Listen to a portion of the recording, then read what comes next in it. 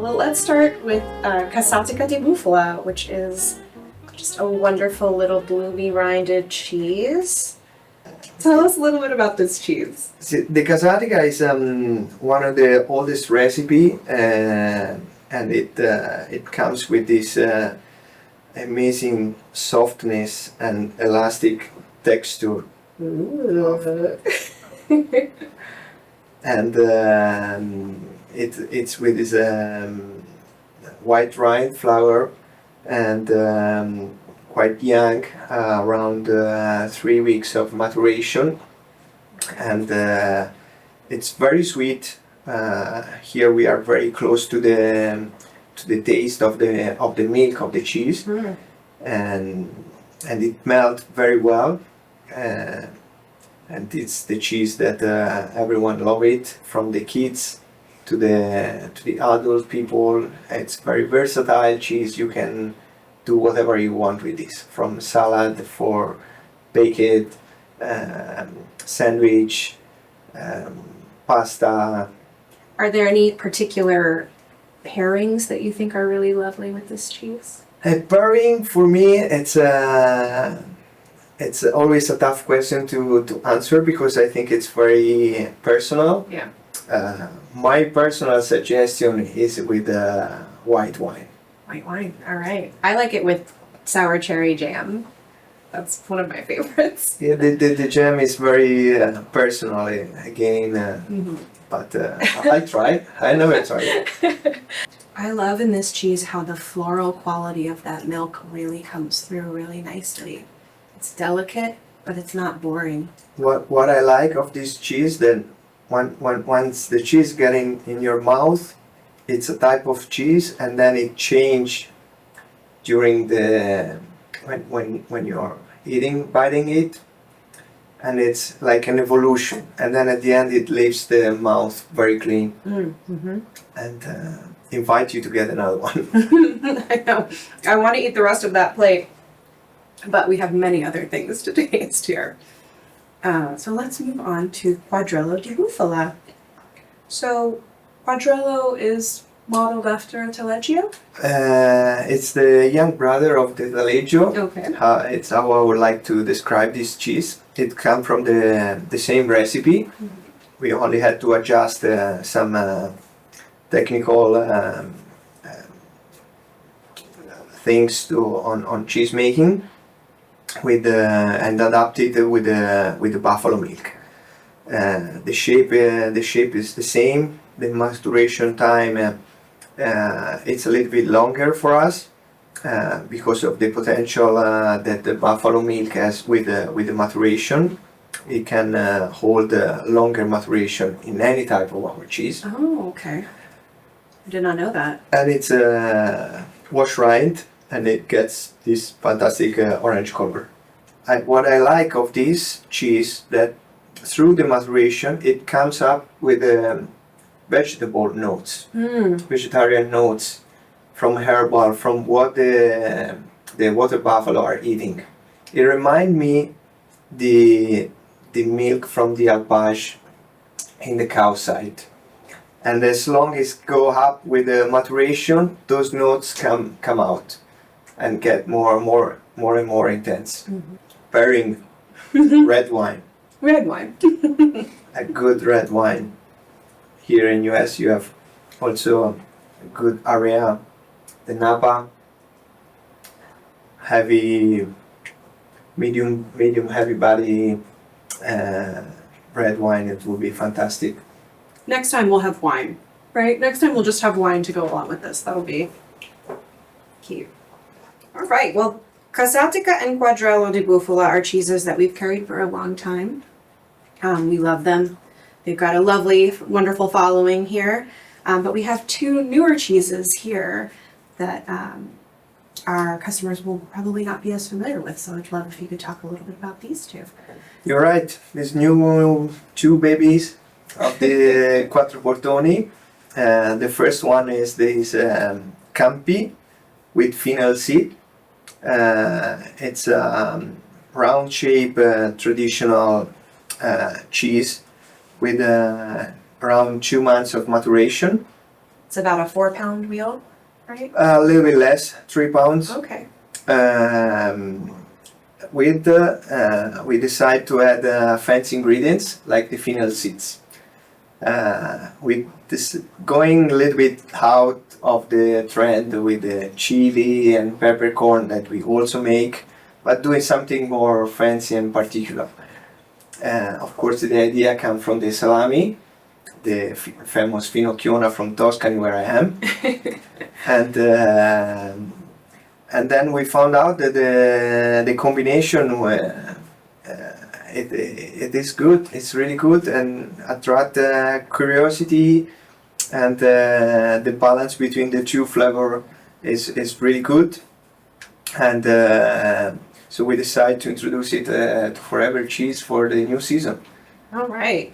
Well, I love it, and I love that you can see the fennel seeds coming through on this in this beautiful natural rind as well. That's so beautiful. And then we've got some great little noble molds coming up, yellow and orange. White.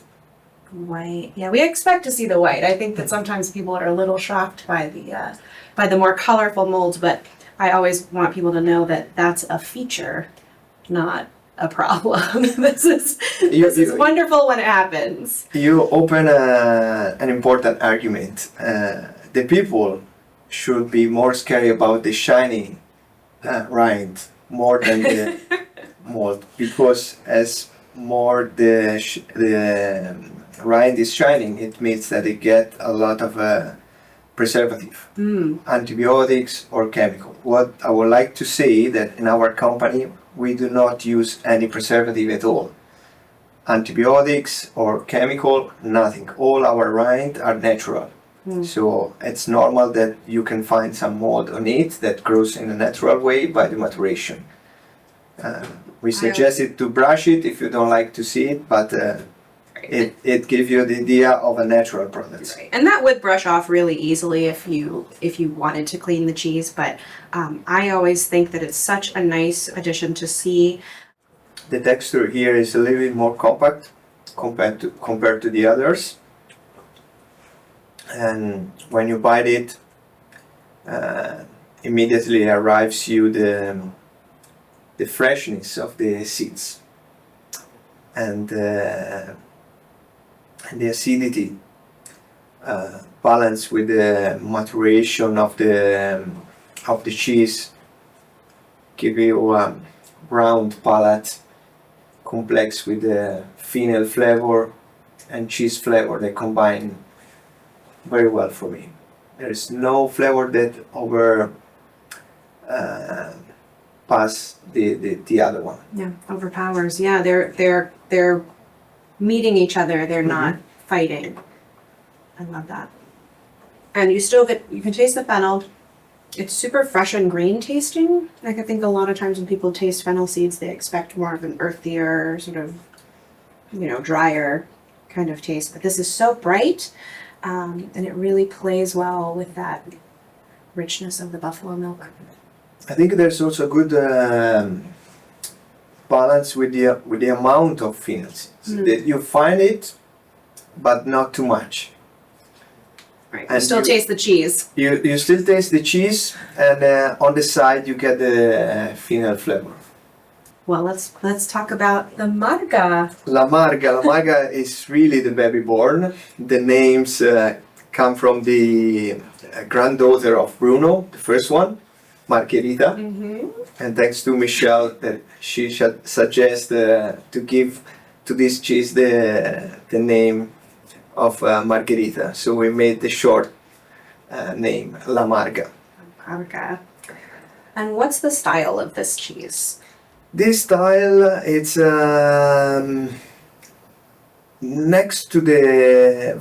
very close to the taleggio, but we exaggerate with the creaminess. So that cheese, by the maturation and by the higher temperature, it gets more and more creamy. Oh yeah, you can tell a texture difference. It's for sure. It's something between the Casatica and the Quadrello. Now I just want to squish each one right in the middle. and it get the creaminess of the Casatica and the taste from the maturation, from the big size, because this is around 6 pounds weight, and the long maturation that we are around 3 months again. It get more flavor, but without missing the softness and the creaminess. So it's a good blend of different flavor that and different characteristic that we decide to keep from a previous type of cheese and combine in only one. And this is Lombardian. Wow, that's so creamy, the texture. It's creamy, and there still is a light acid note that gives you the idea of the potential maturation that this cheese has. All right, we've got one more cheese here to look at. This is quite possibly my favorite, if I had to choose. This is the Blu di Bufala. This is the Blu di Bufala. It's the king of our cheese. It's the most famous one, the most awarded one, the most well-known from Quattro Portoni. He's got the highest points at the World Cheese Award for 2 times. For so much we didn't get the award as the best cheese in the world, because we were equal with another cheese, but we try again. It's a combination of the best of the best milk from water buffalo compared to cows, sheep and goat. It's the richest milk, and the blue. So you get the sweetness from the milk and the tasty flavor from the blue, and you combine together. I've seen many times people forget about the tasting rules to go with the blue as the last one.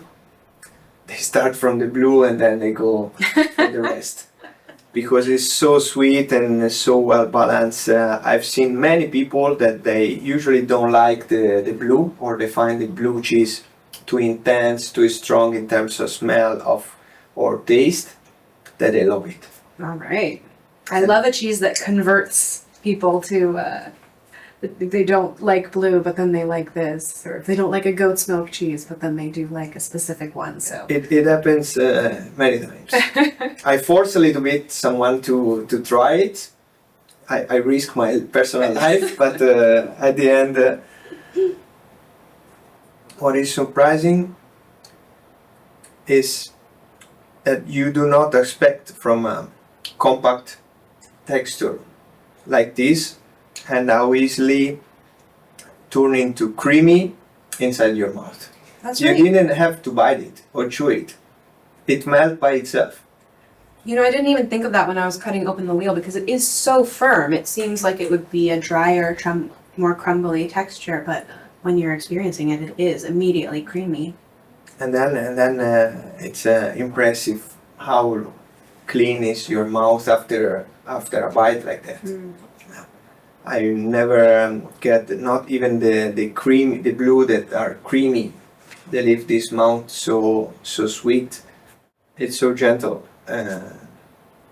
It's the bestseller products we have all over the world, and it's our king. The Blu di Bufala Quattro Portoni is something amazing. Also the shape is unique. Yeah, And so how haven't is seen- that achieved, that shape? This comes from one of the DOP cheese that is made in the Bergamo area, and Bruno decided to use the shape for a blue cheese. Ah, Again- like a salva cremasco or something Exactly. like that? Oh, okay, that makes sense. Yeah. It got the shape, and it convert the type of cheese. Right, wow, yep. He was a kind of artist during that time, picking idea from different style of cheese and making his own cheese with unique attitude of making cheese, because there was nothing before that. He's kind of an artist all of the time. Yes. Right? And I know that that Bruno just started doing one fairly recently with Moscato. Yes, with Moscato grapes and with beer as well. IPA beer. Yes, the Surfing Blue we have available as a pre-order, and the Blu di Bufala Moscato as well. Yes, the three blue are the three that, in terms of number, are growing faster and more than all the others. That's so unusual because blue as a category usually is. It's a tiny niche, but in our case, unexpected is giving us a lot of satisfaction, and I can imagine, because the three of them are made with the base of the Blu di Bufala, and that's fantastic. The maturation, again, here we are around 4 months, but we can go over and over, and it's a mix, as you say, of flavor notes. In the center of the cheese you have some flavor, and outside next to the rind you have other flavor, and the creaminess.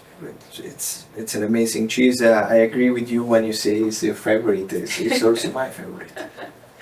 Wonderful. Well, it is hard to pick a favorite from such a beautiful array of cheeses. So thank you so much, Paolo, for talking through each of them with us and for tasting with me. You're welcome. My pleasure. It was an honor to be here, and thank you very much.